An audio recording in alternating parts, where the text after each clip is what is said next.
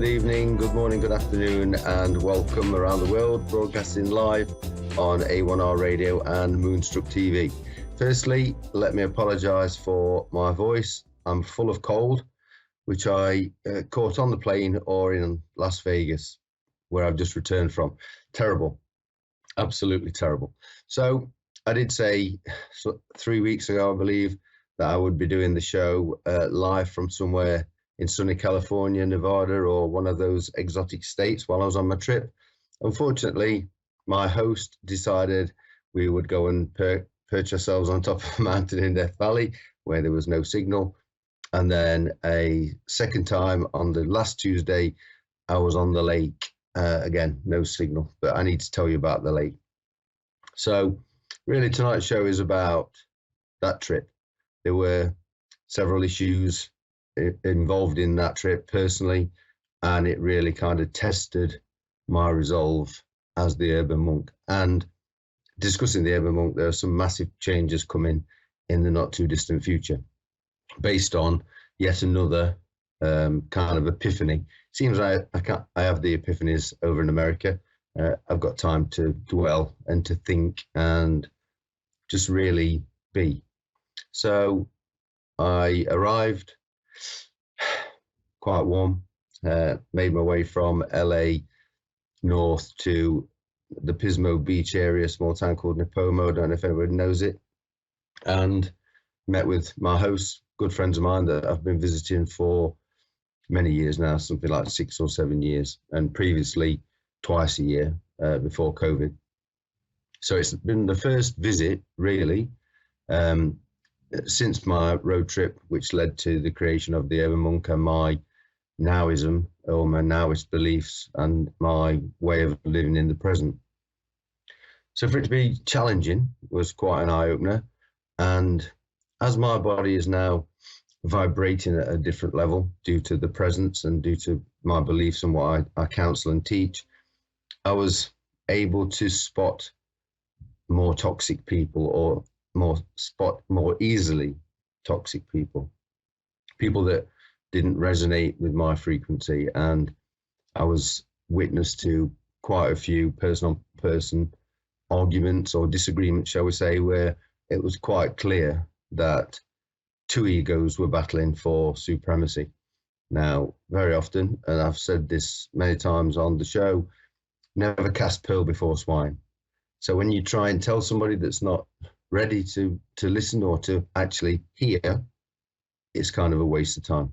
So I just kind of settled into the visit and just became present, just enjoying myself, just living in the moment, just relishing the heat.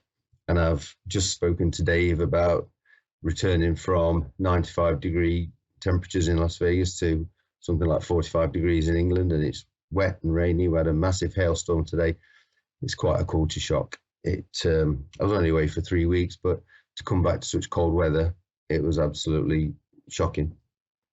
So being present and aware of other people's situation, if you like, life circumstances, and the fact that they weren't able to deal with it correctly or for their own peace of mind and their own health, it was quite challenging for me to not try and jump in and educate.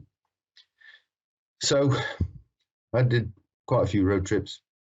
My friend and I, we got in the truck and headed out to Death Valley, a place called Trona, the Trona Pinnacles. I don't know if anybody out there watching or listening knows of the Trona Pinnacles, but it's very, very much like Mars.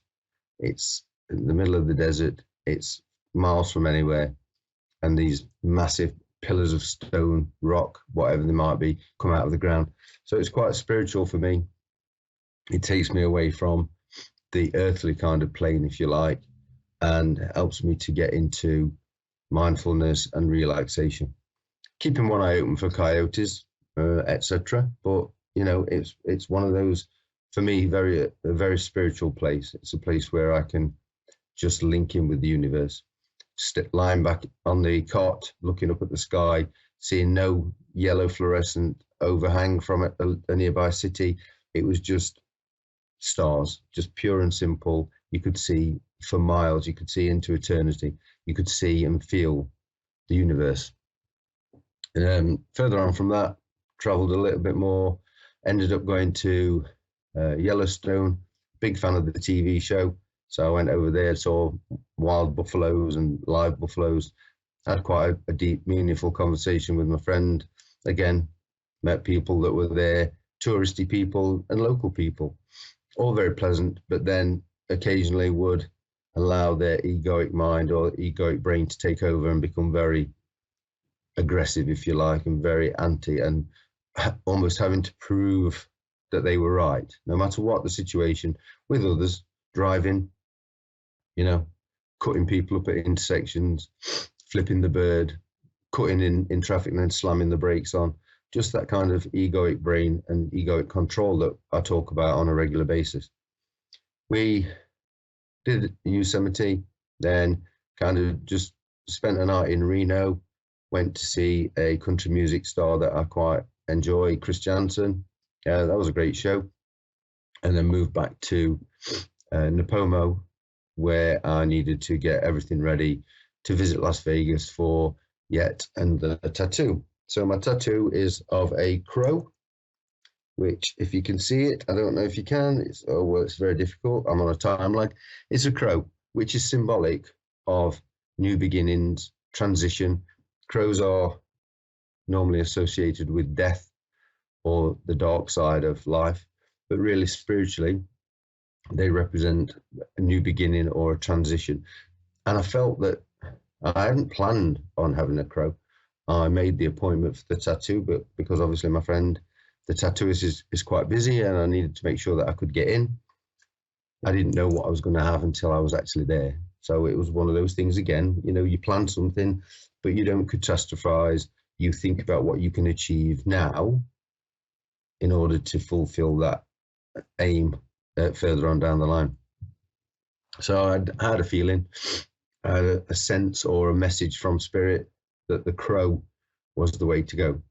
Having transitioned from my earthly body to the urban monk back in 2018, I'd been sending out messages to the universe. Went to Virginia City, an old cowboy town, found a pendulum, had a bit of a swing with the pendulum. I do pendulum readings for clients, and I was getting back into just being in touch with the universe and being in touch with now.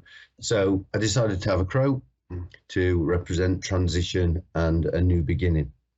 I didn't really understand what that meant, but moving forward, I then had the tattoo, went back to before the tattoo, I apologize, went back to Nipomo, and my friend has got a long pontoon boat, so we went out to a nearby lake, about an hour's drive away.